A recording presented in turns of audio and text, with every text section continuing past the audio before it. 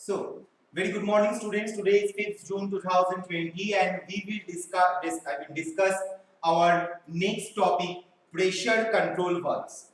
हम लोग का जो पुराना जितना मैं वीडियो लेक्चर में बनाया था या जो भी हम लोग क्लास किए थे वो था डायरेक्शनल कंट्रोल वाल्व के ऊपर। 4 तारीख को जो हम लोग का क्लास हुआ था वो था हम लोग का नॉन रिटर्न वाल्व और चेक वाल्व के ऊपर, जहाँ पे construction diagram, circuit diagram, what are the function, ये सारा चीज डिस्क्राइब किया गया था। आज हम लोग स्टडी करेंगे प्रेशर कंट्रोल वाल्व। तो हम लोग आते हैं प्रेशर कंट्रोल वाल्व में। प्रेशर कंट्रोल वाल्व जो नाम है, ये नाम से ये पता चलता है कि ये जो वाल्व, इस वाल्व का जो एक्चुअल वर्किंग प्रिंसिपल और what are the object is that to control the pressure, to relieve the pressure, to reduce the pressure, to check the pressure.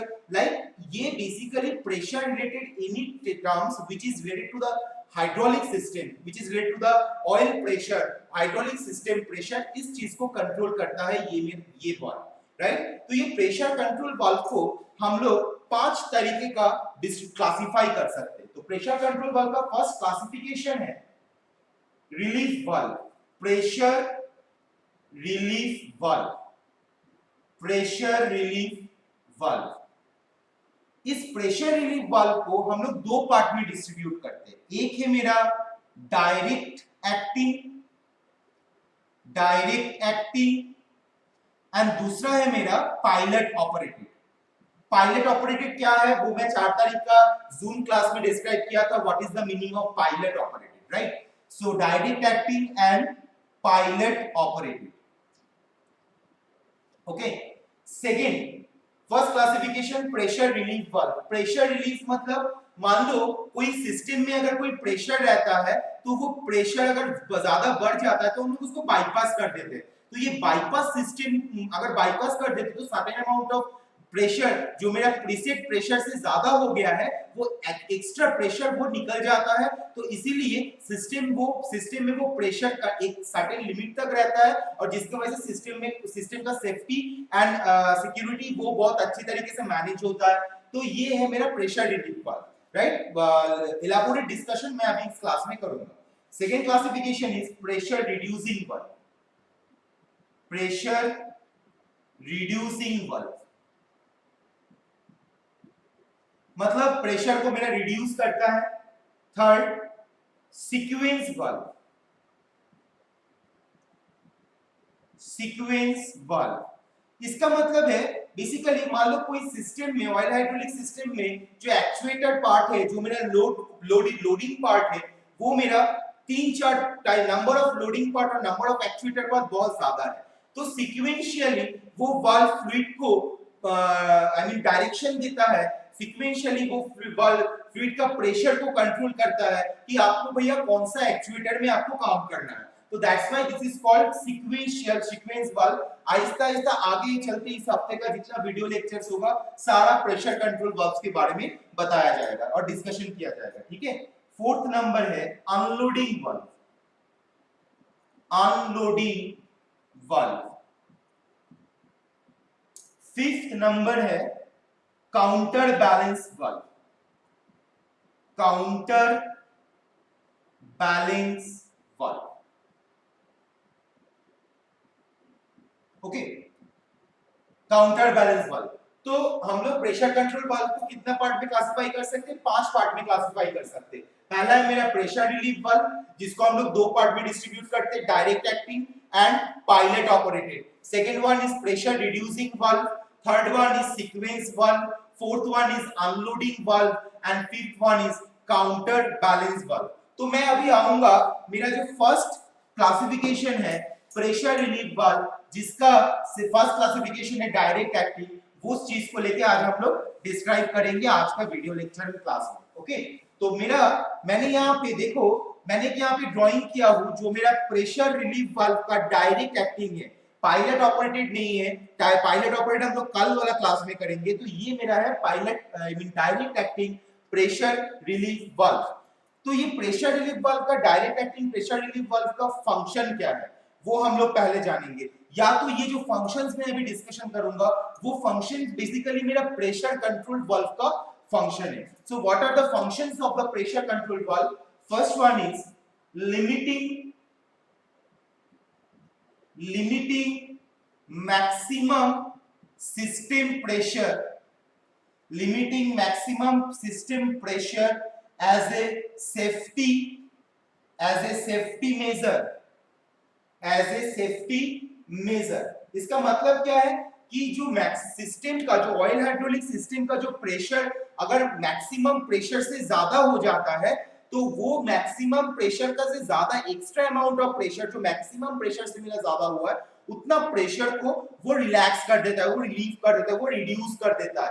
तो ये क्या कर रहा है, ऑयल हाइड्रोलिक सिस्टम का जो मैक्सिमम प्रेशर है उस मैक्सिमम प्रेशर को लिमिटेशन देता है for the safety measure of the valve। Second function, regulating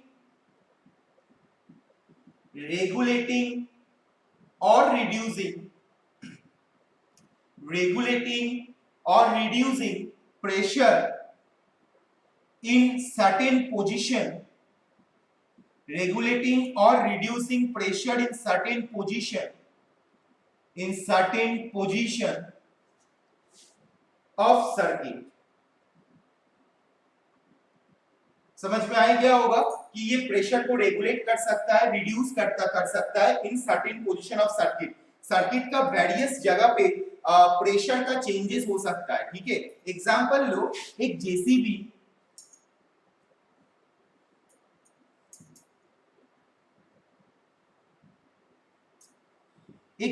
का अगर ये आर्म है तो ये जेसीबी का आर्म का काम क्या है, ये जेसीबी का आर्म का काम क्या है, ये जेसीबी आर्म का काम है जो मिट्टी रहता है यहाँ पे, अगर जो मिट्टी रहता है वो मिट्टी को खुदाई करता है, खोदने के बाद उस मिट्टी को डिग करने के बाद वो मिट्टी को निकालता है और उसके बाद एक जगह से दूसरा सर्टेन जगह में उसको ट्रांसफर करता है, राइट। तो यहाँ पे जब वो मिट्टी को डिग करने की कोशिश करता है तो मे बी मिट्टी का सर्टेन लेयर नरम होता है, सॉफ्ट होता है, और सर्टेन लेयर बहुत ही हार्ड होता है, टफ होता है। तो जब भी वो जेसीबी को पता नहीं होता है भैया कि ये कितना सॉफ्ट है कितना हार्ड है, तो जेसीबी के ऊपर जितना ऑयल हाइड्रोलिक प्रेशर या ऑयल हाइड्रोलिक का जो पावर हम लोग इस्तेमाल करेंगे तो जेसीबी उतना ही मेरा काम आसान करेगा, राइट। तो जेसीबी जब मिट्टी को डिग करता है तो सॉफ्ट और हार्ड लेयर में जब जाता है तो सॉफ्ट लेयर में मेरा जितना प्रेशर रहता है, प्रेशर रिक्वायर्ड है, हार्ड लेयर में मेरा उससे ज्यादा प्रेशर रिक्वायर्ड होगा।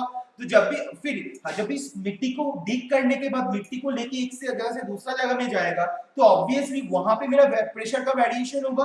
तो ये वेरिएशन ऑफ प्रेशर सिस्टम में, वेरिएशन ऑफ प्रेशर चेंजेस की वजह से सर्किट का वेरियस पोजीशन में ये प्रेशर चेंजेस की वजह से प्रेशर को रेगुलेट करना पड़ता है, प्रेशर को रिड्यूस करना पड़ता है या प्रेशर को कंट्रोल करना पड़ता है। तो ये रेगुलेट, रिड्यूस, कंट्रोल, लिमिटेशन, ये सारा चीज करता है मेरा pressure control valve.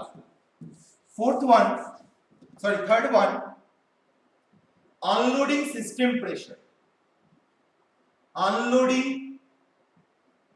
system pressure। Fourth one, assisting sequential operation, assisting sequential operation। मैंने अभी बोला था कि बहुत ज्यादा सारा अगर नंबर ऑफ एक्चुएटर्स अगर ज्यादा है हाइड्रोलिक सिस्टम में तो प्रेशर सीक्वेंस वाल्व, जो प्रेशर कंट्रोल वाल्व के हिसाब से परिचित है, सीक्वेंस वाल्व क्या करता है, फ्लूइड हाइड्रोलिक का प्रेशर को वेरियस एक्चुएटर के लिए डायरेक्शन देता है और वेरियस एक्चुएटर में कितना मैक्सिमम प्रेशर में काम होगा या कितना मिनिमम प्रेशर में काम होगा वो प्रेशर को डिसाइड करता है और सीक्वेंशियली वो एक्चुएटर के अंदर पास करता है वो ऑयल हाइड्रोलिक को, ऑयल को उस प्रेशर के साथ। तो assisting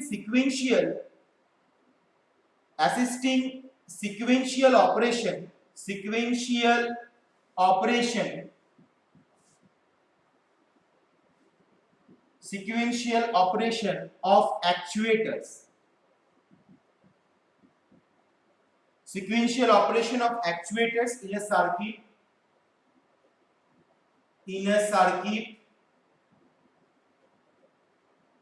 with pressure control, in a circuit with pressure control। Okay, fifth one, any other pressure related by virtue of pressure control, any other pressure related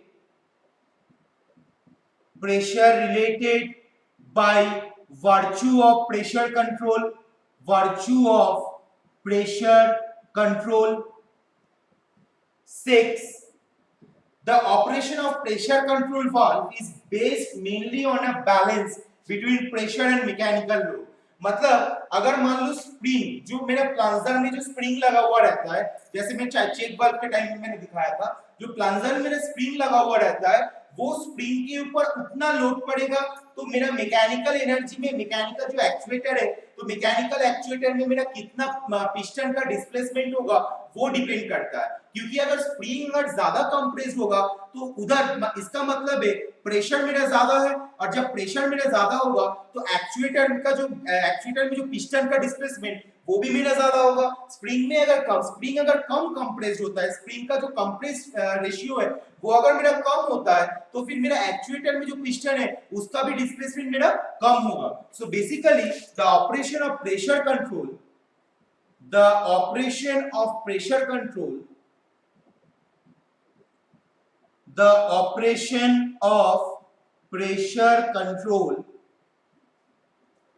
valve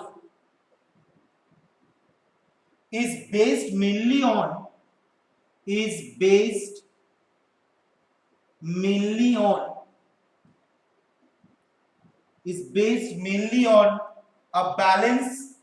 on a balance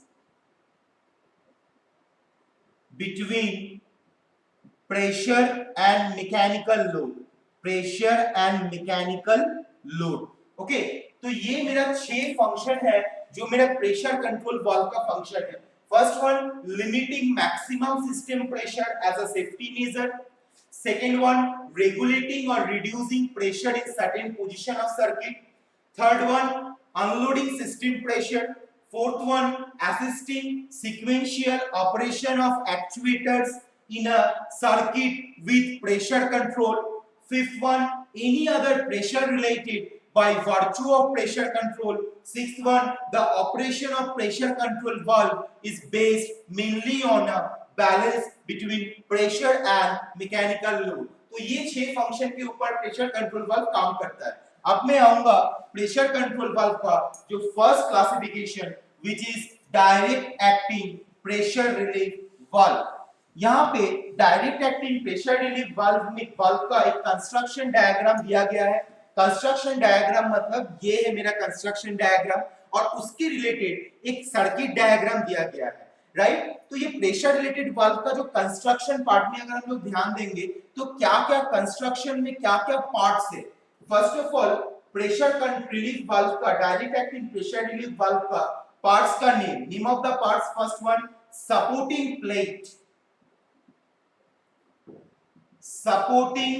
plate. कहां है ये supporting plate? देखो ये directional control direct acting pressure relief valve का ये जो portion है, देखो ये पोर्शन है और ये जो पोर्शन है, ये दोनों पोर्शन, इस दोनों प्लेट को, इसको हम लोग सपोर्टिंग प्लेट बोलते हैं। Why it is called supporting? Because कि ये दोनों प्लेट के बीच एक स्प्रिंग से एक पिस्टन या पॉपेट बोल सकते हो, जो पॉपेट, ये कॉनिकल प्लेट है या कॉनिकल पॉपेट बोल सकते हो, ये कॉनिकल पॉपेट ज्वाइन हुआ है, ये मेरा सपोर्टिंग प्लेट है। ये दोनों सपोर्टिंग प्लेट के बीच एक स्प्रिंग लगा हुआ है और ये स्प्रिंग एक पिस्टन के द्वारा, पिस्टन के अंदर अटैच्ड हुआ है, ताकि ये जब भी पिस्टन के ऊपर प्रेशर आएगा तो पिस्टन, जब ये प्लेट की या पॉपेट के ऊपर प्रेशर आएगा तो वो पॉपेट ऊपर की तरफ जाएगा और ये सपोर्टिंग प्लेट के बीच स्प्रिंग इस तरीके से कंप्रेस्ड हो सके, तो इसलिए इसको हम लोग सपोर्टिंग प्लेट बोलते हैं, जो मुझे सपोर्ट देता है, पॉपेट का मोशन मूवमेंट को सपोर्ट करता है bias by the spring, spring के द्वारा ये सपोर्ट करता है। Next one is adjusting screw.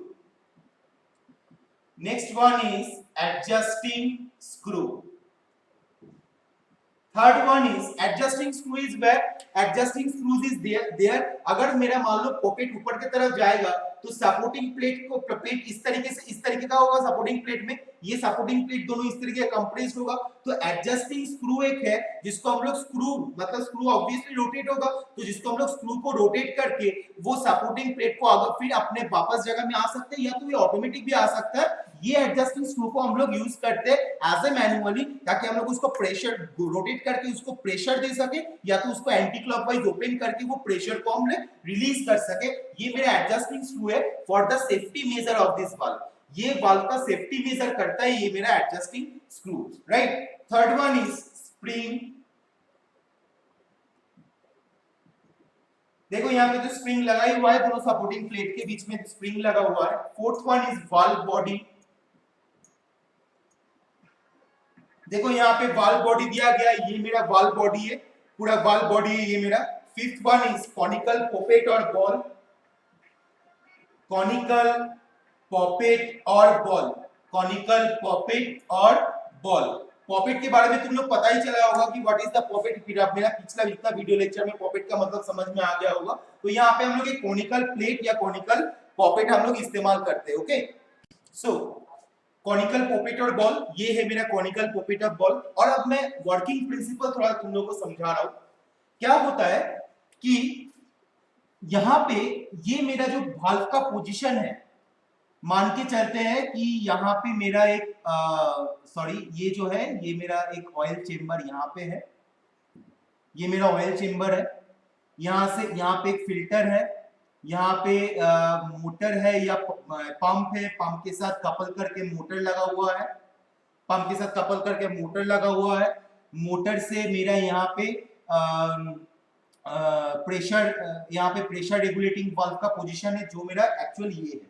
ये मैं यहाँ पे छोटा करके दिखा रहा हूँ, ये मेरा एक्चुअल प्रेशर रेगुलेटिंग वाल्व ये है। और उसके बाद ये जा रहा है डायरेक्ट एक्चुएटर में, ठीक है, डायरेक्ट जा रहा है मेरा एक्चुएटर में, ठीक, ये एक्चुएटर का काम कर रहा है। अब ध्यान देना कि ये एक्चुएटर में मुझे जितना मैक्सिमम प्रेशर चाहिए इस एक्चुएटर को स्लाइड करने के लिए, ये एक्चुएटर को स्लाइड करने के लिए मुझे जितना प्रेशर चाहिए वो क्या कर रहा है, यहाँ पे जो पंप है ये पंप मेरा वो प्रेशर जनरेट कर, वो पावर जनरेट कर रहा है और फ्लूइड को छोड़ रहा है, वो पाइपलाइन के थ्रू से प्रेशर रेगुलेटिंग वाल्व के थ्रू से वो डायरेक्ट एक्चुएटर में प्रवेश कर रहा है, ओके। और यहाँ पे डीसीवी भी लगा हुआ है, डायरेक्शनल कंट्रोल वाल्व भी लगा हुआ है। तो जब भी मान के चलो ये जो पंप से पावर लिया फ्लूइड और पाइपलाइन के थ्रू से जा रहा है, उस टाइम अगर मैक्सिमम प्रेशर जो ये पाइपलाइन पे होना चाहिए वो पाइप प्रेशर से अगर ज्यादा प्रेशर फ्लूइड का हो जाएगा तो वो फ्लूइड क्या करेगा, यहां पे जाके ये कॉनिकल प्लेट को क्या करेगा, पुश करेगा, फोर्स क्रिएट करेगा ये कॉनिकल प्लेट के ऊपर। लेकिन ये कॉनिकल प्लेट उतना ही फोर्स में, let's take an example, it will be better understanding, right. मान के चलो ये एक्चुएटर में जो प्रेशर मैक्सिमम प्रेशर में काम करता है that is 5 bar, take it example, 5 bar में मेरा काम करता है। लेकिन पंप से जब मेरा फ्लूइड सडनली जनरेट करता है वो 5 बार जनरेट करता है, लेकिन कभी-कभी क्या होता है 7 बार हो जाता है। तो ये 7 बार एक्चुएटर में नहीं जाना चाहिए।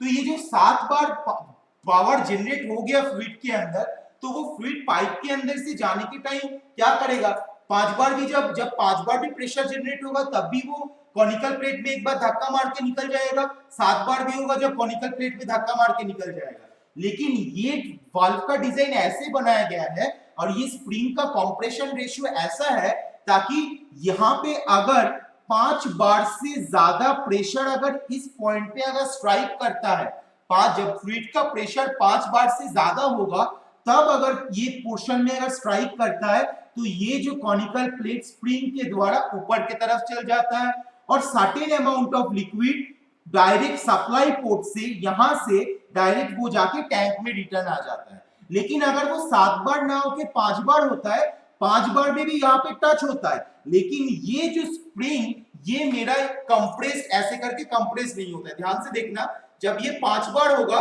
तब फ्लूइड ये कॉनिकल प्लेट पे टच करेगा, लेकिन ये स्प्रिंग कंप्रेशन नहीं होगा। लेकिन जब भी वो 5 बार से ज्यादा प्रेशर होगा वो कॉनिकल प्लेट में टच करते हुए जाएगा, तब ये कॉनिकल स्प्रिंग कंप्रेस हो जाएगा, क्योंकि वो स्प्रिंग को कंप्रेस करने के लिए 5 बार से ज्यादा प्रेशर चाहिए। इसी तरीके से वो वाल्व को बनाया गया है। जब भी वो फ्लूइड का ऑयल हाइड्रोलिक सिस्टम का प्रेशर 5 बार से ज्यादा हो जाएगा तो वो प्रेशर मेरा, इसको प्रीसेट प्रेशर बोलते हैं, प्रीसेट प्रेशर से अगर ज्यादा हो जाएगा वो प्रेशर क्या, वो फ्लूइड क्या करेगा, मैक्सिमम फ्लूइड वो जाके यहाँ पे स्ट्राइक करेगा, तो वो 7 बार प्रेशर में स्प्रिंग मेरा क्या होगा, कंप्रेस होने की कोशिश करेगा। जब भी यहाँ पे मेरा स्प्रिंग कंप्रेस्ड होगा, वो कॉनिकल प्लेट ऊपर की तरफ चल जाएगा, तो यहाँ पे गैप क्रिएट होगा। ये गैप से जितना अमाउंट ऑफ फ्लूइड मेरा मैक्सिमम प्रेशर है, उतना सम अमाउंट ऑफ फ्लूइड मेरा ये गैप से निकल के फिर टैंक में रिटर्न आ जाएगा।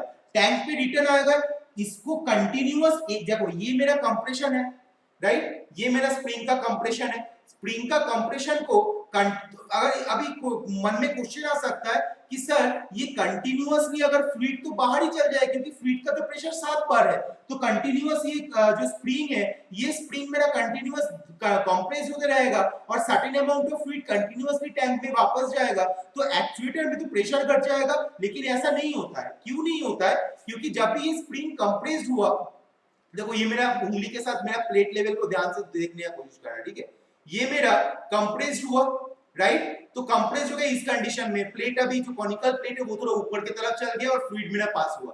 लेकिन फ्लूइड को कंटीन्यूअस पास करने के लिए फ्लूइड को कंटीन्यूअस 7 बार का प्रेशर देना पड़ेगा, तभी ये जो स्प्रिंग कंप्रेशन कंडीशन में ऐसा स्टे करेगा। जब भी वो थोड़ा सा फ्लूइड चल जाएगा, इनलेट से लेकर मेरा टैंक में चल जाएगा, तभी ये स्प्रिंग क्या करेगा, ऑटोमेटिक इसका डक्टाइल क्वालिटी की वजह से या डक्टाइल कैरेक्टरिस्टिक्स की वजह से वो स्प्रिंग ऑटोमेटिक नीचे आने की कोशिश करेगा। अगर ये तब भी नीचे नहीं आ पाएगा जब फ्लूइड का प्रेशर कंटीन्यूअसली 7 बार होगा। अगर थोड़ा सा फ्लूइड इनलेट से अगर टैंक में चल जाएगा, तो ऑब्वियसली फ्लूइड का प्रेशर थोड़ा सा घट जाएगा और उसकी वजह से ये कॉनिकल प्लेट फिर से इनलेट का मुंह बंद कर देगा।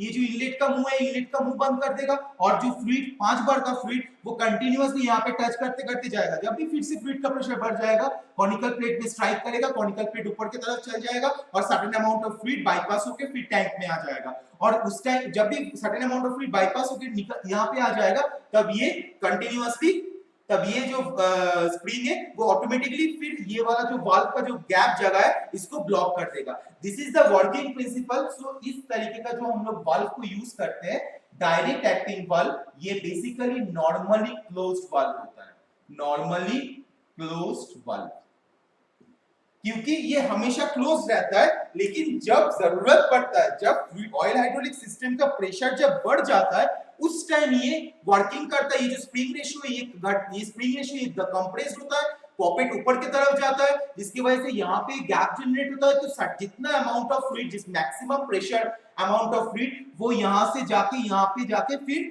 वो टैंक में वापस चल जाता है और फिर से वो टैंक से फिल्टर होके पंप के थ्रू से प्रेशर गेन करके फिर से पाइपलाइन के द्वारा आगे बढ़ता है। तो ये बेसिकली ये pressure direct acting pressure control valve, pressure relief valve का वर्किंग प्रिंसिपल है। और ये एडजस्टिंग स्क्रू इसलिए है ताकि अगर मान लो डीसीबी के अंदर मान लो स्प्रिंग कभी-कभी कंप्रेस्ड होकर रह गया है, वो अपना ऑटोमेटिक जगह में वापस नहीं आ रहा है, और बट फ्लूइड का जो प्रेशर है वो 5 बार ही है, लेकिन सेकंड अमाउंट ऑफ फ्लूइड क्या हो रहा है, इसके अंदर से थोड़ा निकल के यहाँ पे स्टोर हो जा रहा है। इसीलिए क्या किया जाता है, इसीलिए एडजस्टिंग स्क्रू को एंटी क्लॉकवाइज रोटेट करके इसको ऊपर की तरफ खींचते हैं, तो जिसकी वजह से क्या होता है, वो स्प्रिंग ऑटोमेटिक यहाँ इस तरीके का मोशन दे देता है, जिसकी वजह से पॉपेट नीचे की तरफ प्रेशर करता है। तो यहाँ पे जितना फ्लूइड मान लो स्टोर हो जाएगा, तो वो फ्लूइड को वो फिर यहाँ से इस होल से फिर से वापस भेज देता है। अब मैं आता हूँ सर्किट डायग्राम में। सर्किट डायग्राम में क्या है कि फ्लूइड ऑटोमेटिकली, देखो ये मेरा मोटर है, ये मेरा मोटर है,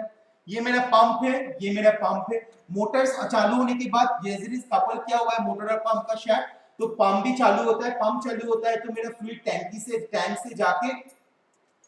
से जाके फिल्टर होके पंप के द्वारा उसके अंदर पावर जनरेट होता है फ्लूइड के अंदर, और वो फ्लूइड अंडर प्रेशर पाइपलाइन के थ्रू से जो एक्चुएटर है यहाँ पे, वो एक्चुएटर में जाके काम करता है। यहाँ पे जो एक्चुएटर में काम करता है, तो ऑटोमेटिकली ये रास्ता हमेशा क्लोज रहता है। ये जो सर्किट हमेशा क्लोज रहता है, इसीलिए इस वाल्व को नॉर्मली क्लोज वाल्व बोलते हैं, क्योंकि ये सर्किट तभी ओपन होता है जब यहाँ पे जो मैक्सिमम प्रेशर होता है ऑयल हाइड्रोलिक सिस्टम का, वो मैक्सिमम प्रेशर से अगर मेरा जो प्रेशर में ऑयल पास करेगा वो प्रेशर अगर ज्यादा हो जाता है, तो सर्टेन तब मेरा ये सर्किट ऑन होता है। और P से जो मेरा सप्लाई पोर्ट है, यहाँ पे P से मेरा टंकी तक यहाँ पे कनेक्शन दिया हुआ है, मतलब टंकी P से मेरा टंकी में, देखो P से मेरा टंकी में वो टैंक में मेरा फुल जो ऑयल, जो मैक्सिमम प्रेशराइज्ड ऑयल, वो मेरा रिटर्न होके टैंक में वापस आता है। तो ये सर्किट हमेशा क्लोज रहता है, मोटर से पंप, पंप से मेरा एक्चुएटर, मोटर से पंप, पंप से मेरा एक्चुएटर।